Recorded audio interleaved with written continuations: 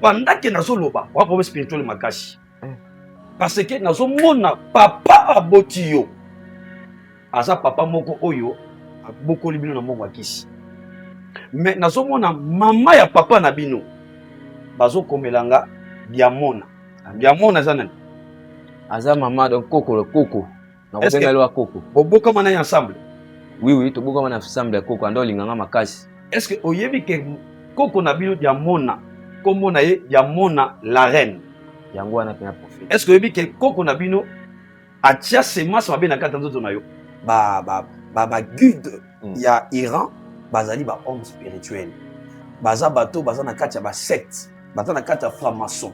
Alors ils ont compris que 2026 eza année moko très significative parce que chiffre 6 ezali attaché na vie na biso sur la terre. Oza mutu moko fallait pas même aux la vivant sikoyo parce que ba préparer faut pour moi parce que bazaki na posa ba lia bana na yo mais nzamba yo kilo mawa lelo zo bika on a problème ya sorcellerie ndeko za boye. Alors mutu no soza congolais a se retrouvé na Dubaï a se retrouvé na pays où na niveau ya nini ya Dubaï et l'autre Arabie Saoudite bato wana nyonso bazwata ko sambela. C'est pas de Bible. Roche kamana bo shikeri ya baba. Lukamana babo seke. Lukamana bo seke. Au nom puissant de Nazareth. On doit sentir bien ce matin là yo. Vrai bo shekera baba. Tant on doit Nazareth. Ikela babo saka. Roke mandare bo sike. Voilà yango. Omoni cette semence ce qui a été planté dans ta vie. Musunyo onde bacha pona vie na yo. On nom puissant de Nazareth. On nom puissant de Nazareth. Lukamana power. Power shekala masheke.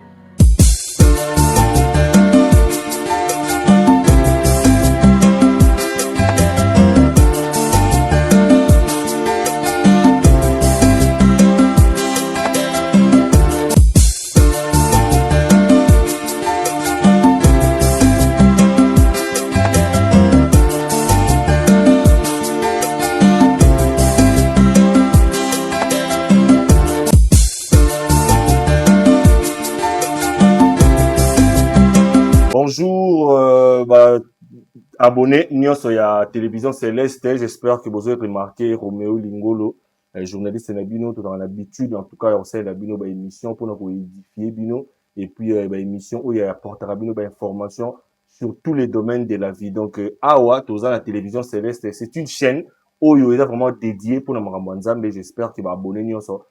Alors, Awa, on a reçu Nabatu nyonso, on va écouter Nabiso pour la toute première fois. En tout cas, n'hésitez pas, vous s'abonner massivement, vous commenter, vous liker, mais surtout vous partager parce que, genre d'émission où ça mara awa, et ça d'émission où édifiera batou, peu importe, place aux alliés dans mon kili. Donc, vous avez remarqué, décor les a planté, on a vraiment la permanence, c'est un dimanche, on a une moko na koluka. Les prophètes Ereka, où on a vraiment habitué, il y a chaîne où on a tout le temps, bolandagaye awa, mais les longs moko vraiment en tant que journaliste, en tant que moupanistango, naïe vraiment la permanence comme de l'autre dimanche après les cultes naïe comme on est tout solo là makambu oyo ils ont dérangé bato belé ils ont dérangé ba vie à bato belé ils ont dérangé ba famille ba couple avec les peu de temps au tozanango tomira ko solo naïe par rapport à quelques sujets au tozanango. Alors au nom de la grande équipe n'a pu essayer vraiment un bon dimanche toza pas naïe tozo solo naïe.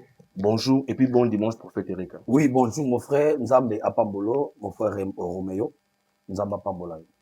Alors, le lundi dimanche, après culte, qui va basé belé, basé na besoin na yo. Merci d'abord pour nous permettre à biso de tourner dans un cadre où ils ont la carte de permanence, malgré la sollicitation c'est belé, mais on dit quand même biso. Alors, grand sujet to exhortation à l'autre dimanche, ezanini au teaki, topi ba Hollanda, dimanche à l'élo exhortation, il y a grande ezanini aussi. Non, en tout cas, l'élo qui est édifié. Prière, c'est important. Seigneur Père de grâce n'a confié batunyo sur bazolo nanga de près de loin mili mona bango ezala impacté positivement par le Saint-Esprit na bengani ba force nyonso o ebundisaka ba bazala ba auditeur oublié na chasser yango na kombo ya Yesu Masiya. Amen. Nzambe apambola bino en tout cas bonne fête pour les femmes. Toza le 8 mars. Nzambe pambola bino en tout cas ndeko na ko revenir na question tuna kinga. En tout cas ngai nzambe asa la kanga de manière une autre.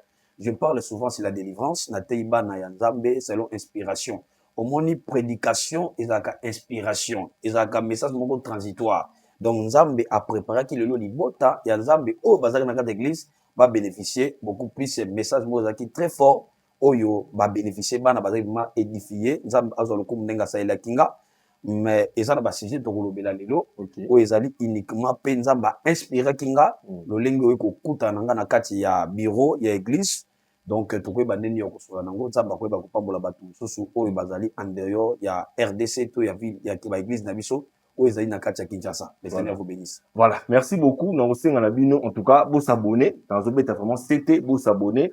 Communauté et comme on parce que message ya prophète Erika, où il est car à la télévision céleste et comme il a battu partout dans le monde entier. C'est la première fois aux Hollandais, en tout cas, qu'on hésité, au s'abonner, au activer P, cloche ou une notification à chaque fois d'émission, ils allaient poster. Alors, le lot, la grande ligne, si j'ai amené une autre sur le prophète Erika, on va parler sur la sorcellerie. Sorcellerie, et c'est là où ils ont dérangé ma famille et belé, et c'est là où ils ont dérangé ma couple, les autres hommes ma couple, et surtout na Kinshasa, bah balana. Après une année, bon mon moi c'est à Koufi, moi ça vous zemi. Après 6 mois, moi ça qui botte à Koufi, ça va marambo la sorcellerie où ils ont dérangé tout sur la belé, mais tout fond là une grande ligne par rapport à marambo ils ont des kanamokili. Prophète Erika aujourd'hui, tous les gens qui ont kanamokili, bah, monsieur Subalobi, ils ont accomplissement, il y a prophétie, où ils ont la Bible qui est comme une attente de la fin, bah, monsieur Bazobenga Armageddon, si je les alliés à la 3e guerre mondiale, avant de compter, on a si j'ai un sur le Marambo sorcellerie,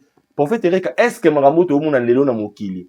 Iran, États-Unis d'Amérique, Israël, Russie, Chine, est-ce que ça accomplissement, il y a parole, tout comme il faut en attendre de la fin, guerre au Toyo, quand on a bananiqué Armageddon, mais quand on explique, il faut comprendre par rapport à Marambo, tout le monde a bandé qu'on a Dubaï, bandé qu'on a Turquie, n'est mokili comme il a danger. Il y a un banni par rapport à Marambo. Oyebi elo komoko na ebi sakabatu, bayeba que la Bible reste la Bible. Et tout ce que la Bible a dit, et pour finir kaka koko kisama. Yango moni, ba homme spirituel, ba homme politique, oyo tozo mona monde bazo diriger monde, batu loka ba Donald Trump, ba Poutine, batu nyonso moni wana, ba guide ya Iran, bazali ba homme spirituel. Baza bato, baza na kati ya ba secte, baza na kati ya franc-maçon. Alors, ils ont compris que 2026, ils ont un moko très significatif parce que chiffre 6, ils allaient attacher na vie na biso sur la terre. Or, Nzambe asalaki mutu na 6e jour. Or, le diable, il prend seulement ce que Dieu a fait à renverser. Yango okomona 666, ils ont révélé na kati ya Bible étant donné une marque de la bête. Et bah scientifique bah que dès qu'on à 2026 et ça moment pour bah réagir. Il faut beaucoup des âmes bah pour faire à travers ma gueule pour n'a pas renforcer spiritualité mon père montre parce que il y a ténèbres tout y a Satan ils a détruit la terre. Or na kati ya prophétie ya Nzambe alobaki na tango asuka tango bokomona na basil scatologique la guerre entre nations. La famine, la pédophilie, les gens vont aimer le monde plus que Dieu. Comme trop dire, l'amour de plus grand nombre se refroidiront. C'est alors ça annonce que Jésus a commis à Zonga. Alors, si nous tous au monde montre, faut battre au bas spirituel comprendre que bateau au monde a sur la base scientifique. Science c'est le que la science sans conscience c'est la ruine des âmes. Bango ba dit que non, na maele bazanango. So moni ba ko utiliser ba arme na bango en détrition massive na ba guerre zo moni zo bundama entre ba Iran Israël pour ba comprendre que na temps oyo faut ba agir bongo parce que faut Bible le pas que ça ni et koksama et ça juste le début de commencement. Il y a 3e guerre où ekozala tout simplement pour détruire l'humanité. C'est pour cela biso ba na Nzambe oyo toza ba pele Nzambe il faut toyeba que na temps o tozali tous atteignent au bon de l'Nzambe. Tous atteignent qu'on s'attache à Nzambe. Tous kumisa Nzambe parce que makambo Nzamba loba ki na Bible. Yango iso kokisama. Cela veut dire le monde tend vers sa consommation. C'est pour cela les hommes scientifiques, les hommes magiques, ba yebi ko tanga temps parce que bato baza spirituel ba jisaka na temps. Biso ba chrétien lelo bato mingi baza un peu moins baza la légèreté parce que ba chrétien ba lingi kokota na kozana connaissance spiritualité. Mais les enfants des ténèbres, bato monde bazo diriger ba monde ba dirigeant ya monde, ba yebi ko tanga temps, ba jisaka na temps parce qu'en dehors de temps on peut pas agir. Ba jisaka na kati temps. Bato wana nde nzamba zo permettre na nzela na bango to comprendre que makambo Bible lobaki yango ezo salama. Malgré bato wana zo mona bazo ba islam, ba chrétien tala mboka lokola Israël. Est-ce que bana nzambe ba koza na batiti baza nango? Donc, ces gens-là qui dirigent ne sont pas des chrétiens. Sont des gens de francs-maçons. Oh, bazo dominer na bamboka wana. Et ça, souvent, dans le monde diriger. Et à Batouana, n'est passé, monde, ezali unifié. Ba leader, nyoso ya monde, bazala na loge, moi, benga franc-maçon. Na kata franc-maçon, wana bazalaga, bazala ba ordre, o ba recevoir kana ténèbres. Et puis, bango moni bazana ba misu su ba yo mona ka batala sina bazana misu ba mona ka ba ibosa ke ba tanto comme il faut to agir boye. Par rapport ya makambo nzamba sani abongisa. Ya moni to mona ba 2019 ba Covid-19 eye tout ça l'épidémie et ça ba noce 2019 et sengaki ba sala action wana pour ba nocer que le jour qui viennent na 2026 il y aura encore d'autres actions. Ce qu'on a 2026 et ça dit comme sous épidémie et comme ba guerre. Il y a une guerre et ça c'est déclenché sur la planète. Donc et ça va si les autres ça que biso ba nzam faut dans la vigilance pour comprendre que Jésus ses pieds dans le chemin. Nous devons beaucoup plus ya ko yeba ndengeni ya ko sala. Tout le monde ba tebele nous ba ça emporter la ba distraction.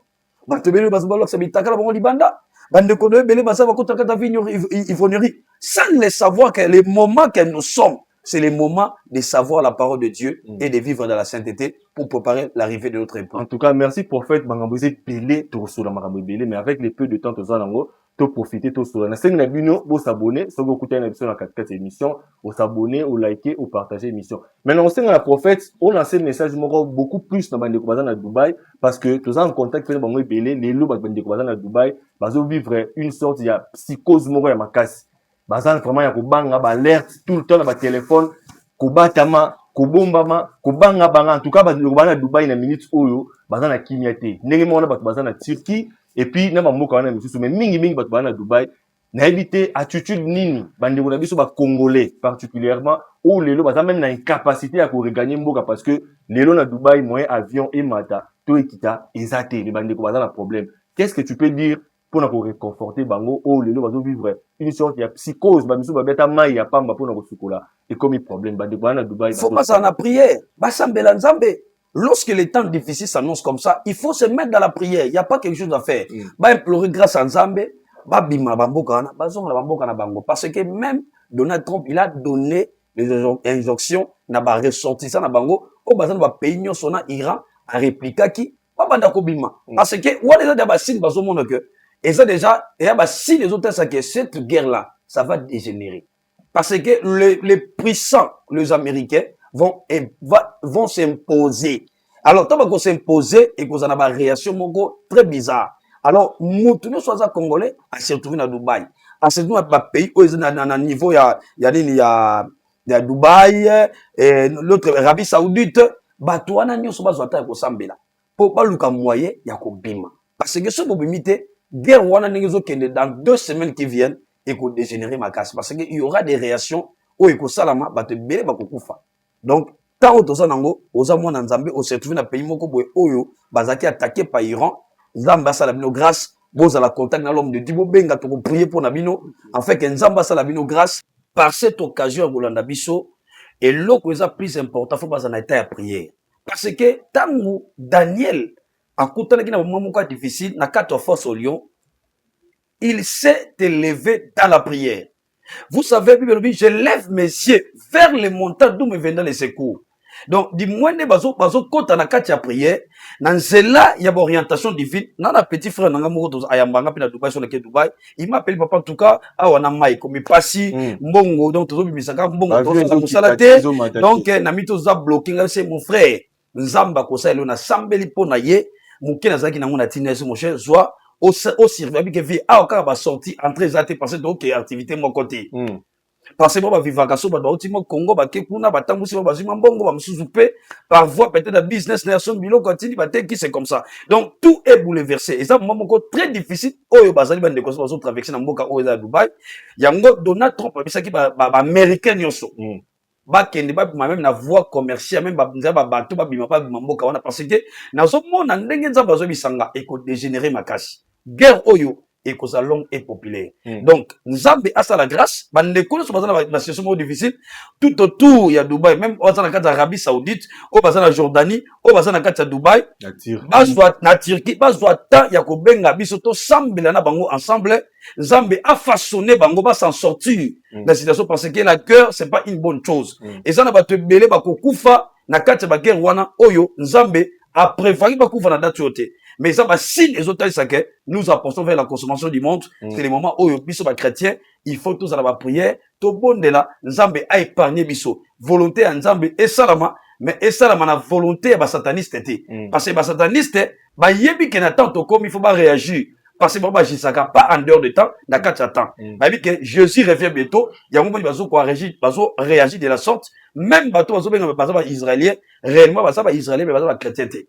Baza ba scientologue, baza ba rosicrucien, baza ba franc-maçon, bazo ko agir par rapport il y a ordre na bango satanique pe ko la prophétie ne biologue na tanga suka il y aura des guerres par-ci par-là. Donc nzambe asala bango grâce, je sais que la paix et ko zana kata fina mo pe ko na ba conditions difficiles baza nango. Wa, j'espère que le message est commis au sein na bandiko nyonso boza na Dubaï, boza na Turquie, boza na Arabie Saoudite, na pays on a nyonso o eza na guerre na minute oyo bo hésiter le numéro à prophète. Et ça, on a affiché au bas de votre écran. En tout cas, vous commélaye dans WhatsApp. Il est permanent, il est tout le temps en ligne pour nous recevoir ma suggestion de la vidéo. Alors, tout le monde, on a deuxième sujet. Oh, ils ont vraiment sujet. Oh, yo. Il y a mon tout, ya, oh, peut-être, il y a en permanence pour nous recouter un homme, ça, dans un solanaï par rapport à tout ce qui se passe autour. Il y a ma vie, il y a ma jeune, ma vie, il y a ma famille, il y a ma couple.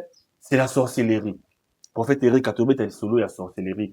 D'entrée des jeux, est-ce que la sorcellerie, c'est une réalité ou ils ont imagination de Batbakanisa? Non, ndekonanga, la sorcellerie, mo sorcellerie, na Bible ezalakate. Mais na Bible, s'exprime car sorcellerie par être ensorcelé. Qui vous a fasciné. Fasciné, cela veut dire, ça va faire un mot qui est similaire, avec qui vous a ensorcelé. Donc, à la Bible, on parle à Sabana Israël, qui vous a fasciné. Donc, Mouto a fasciné, Asa Mouto a ensorcelé. Donc, quand quelqu'un est ensorcelé, Asa Mouto yo esprit mabé. Et comme il faut agir katinaï, parce que la sorcellerie, c'est une puissance négative. C'est une force maléfique. Oyo ezalaka introduit par l'homme, par la voix yamakila oyo, par la voix ya bouche, par la voix par bouche, aussi par les voies sexuelles. Donc, la sorcellerie, dans le bagaboye, tout homme est sorcier. Pourquoi je dis ça? Parce que, mouto ya botami na famille, oyo koko akoko na mezaki ndoki.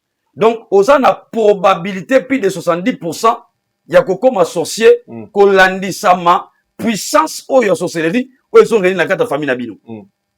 Yango okomona batu ebele, na kati ya fi na bango, mutu wana alotaka azo voler en espace. Mutu wana alotaka azo le na botu. Okomona mutu aza chrétien mais aza influencé l'esprit sorcellerique. Et na yosaka batu so lobake la sorcellerie c'est la puissance la plus faible dans la spiritualité. Mais les sorciers sont des premiers partenaires. Il y a monde sorcellerique ou il y a monde magique ou il y a Satan. Donc sorcier, partenaire, il y a diable. Les sorciers sont des partenaires numéro 1 parce que, bangoné, bazakana service, il y a renseignement, il y a renseignement satanique. Parce que, les diables savent que, dans toutes les familles, il y a toujours un sorcier. Représentant Moraza. Oui. Pour atteindre Moutounaka ta famille, faut passer, pas y a représenté la famille, wana, sur le plan sorcellerique, pour atteindre Moutou. C'est pour cela, au monde, que sorcellerie, tout la sorcellerie, est trop élevé. Même en Europe, même en Afrique, parce que tu as sorcellerie blanche, sorcellerie rouge, sorcellerie noire. Donc, dans toutes les sorcelleries là, et fonctionne à la même manière. Et fonctionne en fonction, il y a endroit, en fonction, il y a tribu, il y a fonction, il y a pays. Et ça, va pays, moussousou, sorcellerie na bango, et ça permettre bango te, va s'épanouir. Yango mona mingi na Congo mboka na biso, et ça mboka moko, ba vie à battre belé, ça très bloqué, tout la sorcellerie moko, ça basé sur le freinage. sorcellerie basée sur les réclamations. Sorcellerie basée sur l'instabilité. Vous comprenez que prophète a développé sujet où il y a sorcellerie, ça peut le déranger le famille. Alors prophète, pour nous retourner, je crois la dernière question avant tout il y a tout le monde bande c'est belé libanda dans bazan la besoin au coup tout gagner vraiment le temps. Quels sont les signes palpables, visibles autant aux monde, tant aux remarqué directement aux comprendre que awa kindoki ezali to mutu azana kindoki. Bassine ezali ebele surtout pour la sorcellerie africaine. Ce qui au monde na kati ya famille, bazo vivre na kati ya division. Premier signe c'est la division. Donc ba vivre le moko chacun pour soi, Dieu pour tous. Donc ce qui mutu moko à s'enrichir, to à s'épanouir, les autres ne sont pas contents. Au monde que misu ba na esprit ya orgueil. Bazo ko accepter difficilement élévation à l'autre. Et deuxième signe, ezali pauvreté. Okay. Là où tu vois que les gens vivent dans la pauvreté outrance.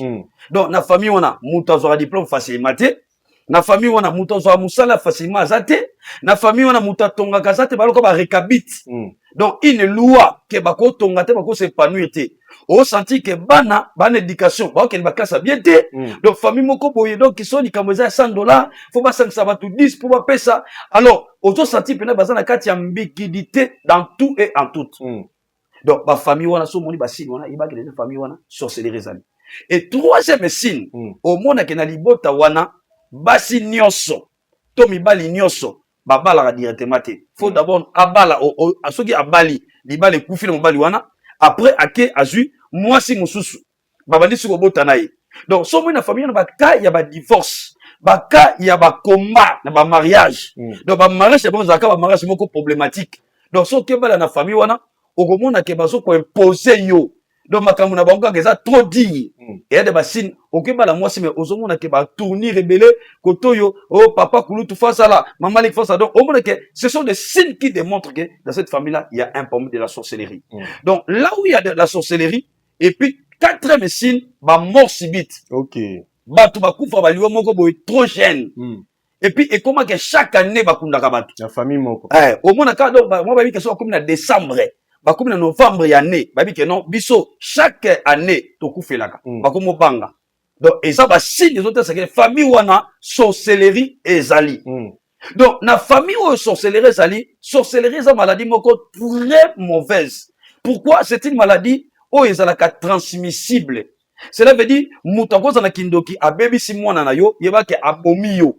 Parce que mwana na domaine la sorcellerie akokoma na niveau ya ko bebisa misala ya famille. Donc là où il y a des mauvais séments de la sorcellerie, et ça ba signe on atangeli on dekonanga, ceux qui oso se retrouver nango, yo mutozo landanga ndekonanga benga to sambela pona yo. Parce que sorcellerie et ko longola mutu licencié et vandissé na bureau. Na mona maman moko aleka na église nanga. Cette dame là, on s'est connu avec elle depuis l'université. Moi, je l'admirais, parce qu'il y a un scientifique. Tellement qu'il y a un campus, papa Nazaki, ouvrier dans le campus, bah, nous revendons dans la cave. Je les connaissais là-bas, quand même à 6 ans de classe, bah, nous revendons pas dans Bango. Dans le campus, dans Homme 3. Maman Sylvie. Maman Wana, Azaki, licenciée dans droit. Elle a fini ses études. Elle continue à balayer, à qui n'a pas un cabinet d'avocat, aujourd'hui, va marcher, il va plaindre à tout, à défendre Kabango. Moukoboko boye, maman n'est pas une église, baye na ye l'église nanga parce que na yeba na campus tout le campus ayeba ministère nanga baye koya na ministère bo ne connaître qui mobile ya jomo no bita pa wemba boye popo biyaki aye koya pa nanga l'église na moni maman na j'étais donc c'était méconnaissable a comme lokola une folle mais azo raisonner normal mais bilamba ya nzoto ezo correspondre na yete elle est devenue trop sale talaka avocate soukebe na mutu libo mate mais a son raisonné bien, mais à comment salité, à comment kobima kosenga mbongo na balabala, à comment na mendicité, à kenda sou musalate. Donc sorcellerie et baby mental ya mutu. Rétrogradé. Yango mona batu mususu mona mutu lokwa libo mazolo bana baba azolo baba. Mais eza libo mate ça qui sorcellerie et comme si mutu n'était moko boye. Mutu moye a sokolezate mutu a conseil sous normalité. C'est ça les œuvres de la sorcellerie. OK, na relancé au pasteur et prophète Eric Kapoto sujet pour tout le monde pena bandeko. Parce que ngaba kota, j'espère que tous yo pena mango ngamo ebele. Question na ezali, Nanyo so bato bazo landa ndi bato bazomona. Est-ce qu'il y a une possibilité que ceux qui mutata na kindoki elungwa ceux qui elungwa par sa propre volonté ou bien elungwa na volonté basala nzambe to ya bato o bala pembele. Eloko mona wa biso ndeko nanga sorcellerie eloko ya liboso po mutabika nango eza likambo fo mutu avoué. Eza na bato ebele ba ser baka na église. Ser wana mobala kozwa ebo. So mobala ngo vivre neka bwe makamuni so mobeba. Ser asambelaka. Mais ce qui a su relation kufa kaka. Cela veut dire quoi? Asa na sorcellerie inconsciente mais à éviter. Ba art na ye oya posaka. Ne tamboli na yo mona mwa mosimo kindumbe bele na nzoto na ye. Mais elle vient à l'église. Donc faut mutu d'abord andima que je suis sorcier. Et puis ce qui que et ça la melaka ye bakamona nzoto na ye bakate. Donc ba révéler na nzela kirdam avouer de basambeli pona yabiki. Donc sorcellerie et bika kate ce qui moudra conscience na ngote. Donc volonté. Faut mutu ça na volonté d'abord. Na sorcellerie consciente face à volonté na d'abord ya kotika yango. Yambi balé faut avouer. Tant avouer nde basambeli pona ne kobika. Mais ceux qui ont avoué te basambeli pona ote. Okozala ka bongo ya ba sorcier super za propre. Sorcier dans un sorcier a commencé comme magicien a comment gérer biloko na molili na nzela magie. Au moins bien mutu ka cher bien. Frère mo so tali beauté na limite que mutu ko zandoki bazandoki. Baya kebele to yambaka bango, bamsu na poto bayaka. Mutu za sorcier mais même pas ça pasteur. Mais pasteur sorcier Bah, belé. Il y a aussi des pasteurs de sorciers. Merci, pasteur. Te développons, je crois, dans la prochaine émission, à Bisso. Mais, vous restez branché parce qu'à la fin, vous avez une solution, une orientation par rapport, il y a ma gamme, c'est juste ce auto sur l'art. Mais, tout ça, il y a des bandes, il y a des quotas, on a 4 parce que il y a vraiment urgence. En tout cas, tu restes dans des quotas, les bandes, ba quota, ba sur le prophète, et puis tu bah, pourquoi est-ce qu'il y a besoin d'urgence pour la prophète? Voilà, nena esa ki bino bato basé belé bazo na bakota tour de rôle en tout cas biso to chance ya kokota bato liboso mais to bato basé belé ba yebisi biso eza urgence il faut muto kota mais to moni ndeko bakoti si awa pour akuta na prophète baso na prophète alors ndeko bonjour d'abord et puis bon dimanche. Bonjour messieurs journalistes boni. Oui, kombo nani pesa kombo na yo et puis oyebisa biso iloko bendio ya prophète. Kombo na ngai frère Vincent na yo kaka prophète na internet na landake trop moment. Donc c'est une grâce ndeko na ngai ambi na nga voisin na ngai to futela ne palais moko ndem tapese ngai contact na église na yepe na église na landi prière et on mona ki nazalaki protocole ya singa que non azako occupation na message journaliste moi ki nazalaki ya kozela ki poke lipamboli epanzambe poke makambo o na omona esengeka na yo mona prophète. Voilà, merci beaucoup bomoni ndeko à se présenter donc azan a besoin ya kokutana na prophète. Alors rosolana prophète à orienter ce qui y a orientation ezali donc tolanda oyo nini ekoleka entre les prophètes nandeko o aye kota na urgence peut-être aux en direct na sibino bo continuer ko s'abonner bo zapete bo liker bo commenter surtout ba partage na ba suggestion na bino na chaîne télévision Céleste et ça toujours les bienvenus. Oui ndeko à koti na 4 émission nzamba pambola yo. Merci prophète. Oui pour la consultation prophétique. Oui. Nzamba pambolo. Merci. Likambo les années avant na sakola. Likambo na ngezali prophète. Na minute oyo prophète qui mezate na foyer na ngai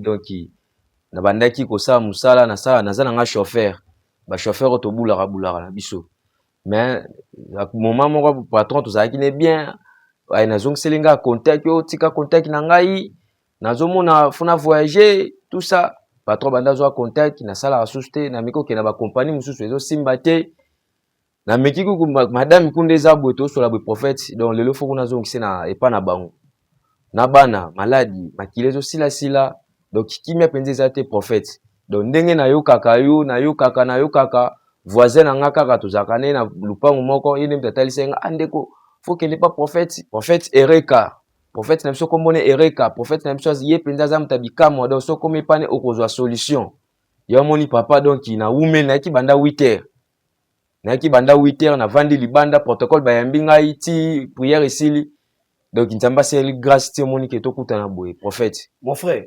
Zambe apambola yo ndeko cha caméra tamka ozoloba na moni lo lesa ko funga mali ko sona ngai yo oza na problème spirituel makashi pendant na zoloba wa problème spirituel makashi parce que nazo mona papa aboti yo asa papa moko oyo Beaucoup de bino na mbongo akisi. Mais nazomona mama ya papa na bino bazo komelanga biamona. Biamona zanani. Aza mama donc Coco le Coco. Na kobenga lo Coco. Boboka mana ensemble. Oui, toboka mana ensemble Coco ando linganga makasi. Est-ce que oyebi ke Coco na bino biamona kombo na ye biamona la reine. Yango wana pena prophète. Est-ce que oyebi ke Coco na bino atia semence mabe na kata nzoto na yo? Est-ce que oyebi yango? Na yebi yango te c'est vrai. Na yebi yango te prophète. Na zoyebi sa makambo nzamba zoyebi sanga Coco na bino alingaki atika sorcellerie na ye pa na yo. Nzamba lola. Sikoyo misala mabe wa atika pa na yo. Tellement que yo nengo botama na plan ya nzambe. Fallait pas misala ne sala mapa na yo. Mais sikoyo bakoma ko utiliser yo yango mona musala nyonso swaka. Esuka kama mabe. Musala nyonso ko swa faut esuka mabe parce que na kati na yo batia semence mabe. Nzamba. Lelo sobika. Amen papa. Nzamba zoyebisa ngai. Nzamba zoyebisa mon frère. Yo ongo que des sacrifices. Est-ce que vous reconnaître la bandoto là na butu olota que vous voler en espace? Est-ce que vous se rappelez bandoto wana? Il y a solo pasteur. Non, ce que ça ngote loba ngote. Il y a solo pasteur. Amen. Est-ce que oyebi ke na vino no musa wana? Oza mutu moko fallait pas même aux la vivant sikoyo. Parce que va préparer faut pour moi parce que bazaki na posa ba lia bana na yo.